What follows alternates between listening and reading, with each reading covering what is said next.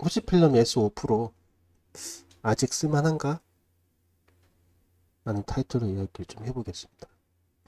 S5 프로 같은 경우에는 일단 언제 나온지 볼까요? S5 프로는 위키백과로 봤을 때 S5 프로는 2006년 글로벌 버전으로 2006년 9월에 나왔습니다.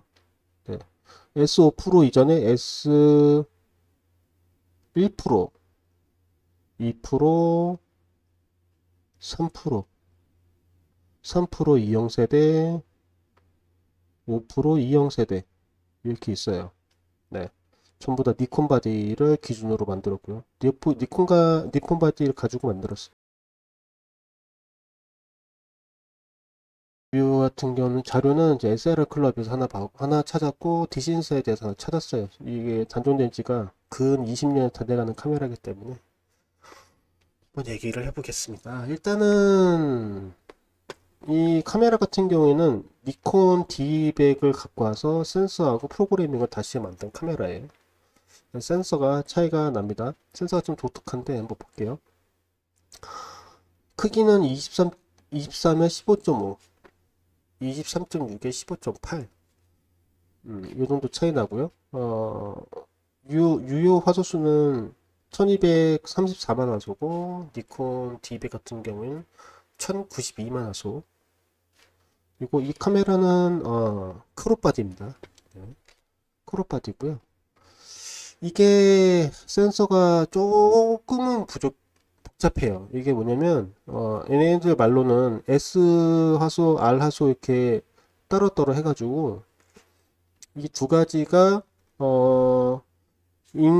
인터폴레이션을 통해서 이렇게 만들어내는 거거든요. 사이즈가 4256이나 나와요. 사이즈가 여기 D200 같은 경우에 그때 당시 D200은 3870인데 이미지를 만든 겁니다. 센서 하나로 하는 게 아니라 센서 두 개를 가지고 하다 보니까 네, 그렇게 해서 만들어서 센서 차이는 이렇게 되고 장점, 그에 대한 장점을 얘기해 볼게요. 일단 필름 시뮬레이션 기능 쓸 수 있다. 후지 필름에. 네. 뭐 얘네들은 뭐 스튜디오 전문가급 네거티브 필름의 느낌이 뭐 만들었다 하는데 이거는 뭐 써보시면 아시는 거고 쓰다 보면 이제 이 네 개 중에 하나를 쓰게 되실 거예요. 그 다음에 이제 D200 이 전신이죠. D200의 조작성이 굉장히 좋습니다. 조작성이 외부에 얼추 다 필요한 건 다 외부에 나와 있어요. 상위 보면 이렇게 버튼 3개로 이 바로바로 수정할 수 있게끔 퀄리티는 이제 이미지 사이즈나 이미지 방식 JPG로 할 거냐 로우로 저장할 거냐 아니면 같이 저장할 거냐 거기에 대한 사이즈 같은 거 이거를 누른 상태에서 요 앞에 다이얼을 돌리면 바꿀 수가 있어요. 이 세 가지들은 화이트 밸런스도 마찬가지고 IS도 누른 상태에서 요거 돌리면 화면창에서 이렇게 바꿀 수가 있는 거고 요 두 개 버튼은 모두를 누른 상태에서 뒤에 있는 다이얼을 돌리시면은 바꿀 수가 있습니다. P 모드, A 모드 하고 이제 노출 보정 이거 누른 상태에서 뒤에 걸 돌리면 그게 가능해요. 그런 조작성이 굉장히 좋다.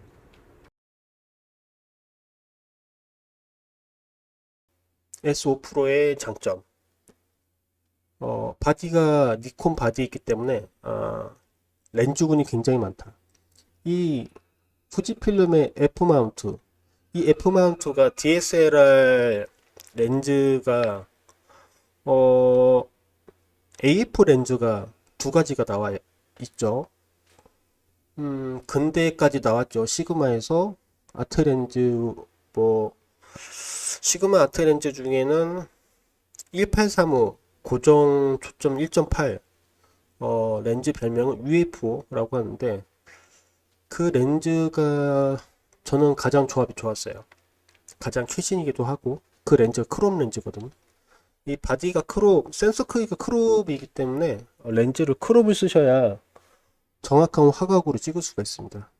풀프레임, 그러니까 니콘 풀프레임 DSLR 렌즈를 끼셔도 쓸 수는 있는데 화각이 바뀌기 때문에 그게 좀 불편하죠. 35mm를 끼면은 40mm 조금 넘는 사이즈로 촬영이 되는 거니까 그런 게 있죠. 그래서 그런 렌즈군이 굉장히 많다. AF가 없는 수동 렌즈도 쓸 수가 있어요. 그럼 굉장히 많죠. 하고 니콘만 만들었던 게 아니죠. 탐론에서도 렌즈 나왔던 게 있고 시그마에서 나온 것도 있고 그거 다 합치면 렌즈군 진짜 많아요. 그래서 렌즈군이 많다. DR. 여기에서도 DR이라는 얘기가 나와 있을 텐데 어딨냐. DR. 400% 상태에서 최상위 넓어진. 이 DR이 이제 다이나믹 레인지의 약자인데 이 DR이 왜 장점이 되느냐? 그게 뭔데 장점이 되냐라고 하면 이제 외부에서 촬영이든 내부에서 촬영이든 간에 촬영하다 보면은 노출이 기본으로 맞춰지다 보면 밝게 찍힌 부분이 있을 거예요. 하얗게 날아가는 부분들 혹은 어두워서 너무 어두워서 아무것도 안 찍히거나 너무 밝아도 아무것도 안 찍히거든요. JPG로. 그거를 수정을 했을 때 살아 돌아오느냐가 중요하죠. 그게 다이나믹 레인지가 해야 할 일이거든요. 하늘 같은 경우에는 날아가 버리면 거기가 흰색으로 되어 있어요. 근데 다이나믹 레인지가 좋은 카메라로 찍으면은 수정할 때 그 하얀색인 것들이 하늘색으로 바뀌게 됩니다. 살아나는 거죠, 데이터가. 그만큼 많이 JPG가 갖고 있는 거예요. 범위 허용성이 어두운 줄 알았더니 보정을 했더니 거기에 무언가 찍혀 있던 거죠. 그런 것들을 살릴 수 있는 게 다이내믹 레인지의 역할이기 때문에 네. 그 다이내믹 레인지가 좋다. 다이나믹 레인지가 좋은 이유는 센서를 이딴 식으로 만들어서 좋은 거다. 네. 이렇게 보시면 될 것 같아요. 네.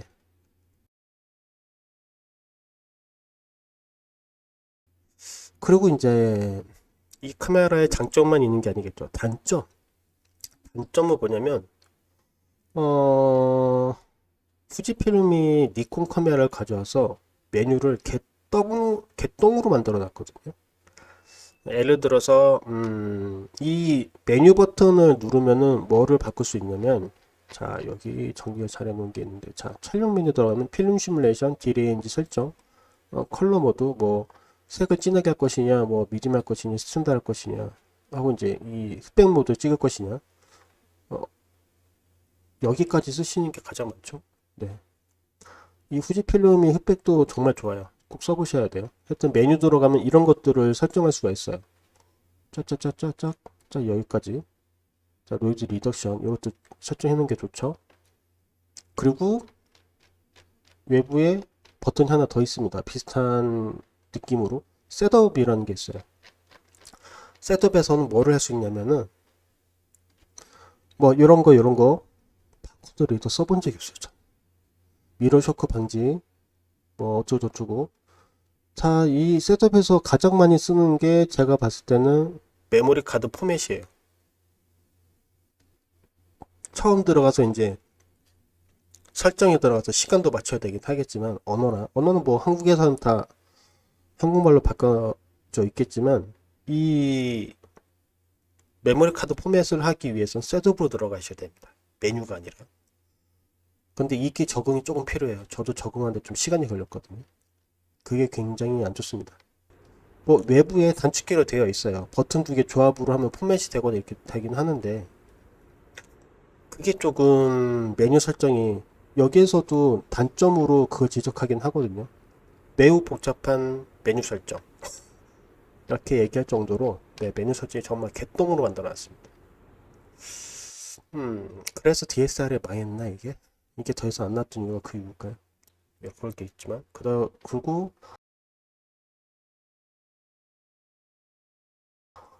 단점 두 번째는 연사 속도. 이 다이나믹 레인지를 얻기 위해서 연사 속도를 포기를 했어요.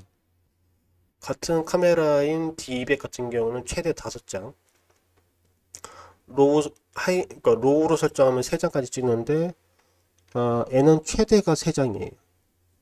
네. 왜냐면 이 센서 두 개가 쿵짝쿵짝 해가지고 이렇게 이미지 사이즈를 내야 되거든요. 계산을 한 번 더 해야 돼요. N은 찍으면 바로 나오는데 N은 찍고 조금만 있어봐 하고 바로 이런 식으로 나오기 때문에 연사 속도가 개똥이다. 네.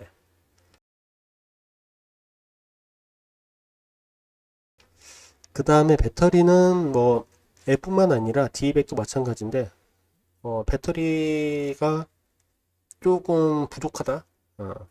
촬영 매수가 조금 부족한 게 흠이죠. 네, 그래서 대부분 2개, 3개를 가지고 다닙니다. 5% 쓰시는 분들. 세로 그립에 껴서 하시든 뭐 하든. 하고 배터리 관련된 또 재밌는 얘기는 D200 배터리랑 S5 배터리랑 생긴 것도 같고, 배터리 스펙도 같아요. 그런데 D200 배터리를 S5에 끼면은 인식이 안 됩니다. 그건 단점은 아니에요. 왜냐면 얘네도 배터리 팔아서 먹고 살아야 되는데, 니콘 갖고 있던 애들이 만약에 5%를 추가로 구매한다? 그러면 뭐가 되겠어요? 배터리 니콘이랑 같이 쓰면 얘네 거는 안 살 거 아니에요. 주가 니콘이 많은데 5% 쓰던 애가 니콘 사진 않을 거 아닙니까? 그쵸? 그래서 니콘 있던 애들 서브로 5% 쓰는 건 모를까? 자기네 먹고 살기 위해서 그렇게 만들지 않았는가 라는 생각을 해봅니다. 하고 네 번째로 단점은 무게. 얘가 830g이에요. 배터리 빼고. 배터리 끼고 렌즈 끼고 메모리 카드 끼고 메모리 카드도 CF면 SD보다 좀 더 무겁겠잖아요. 그쵸?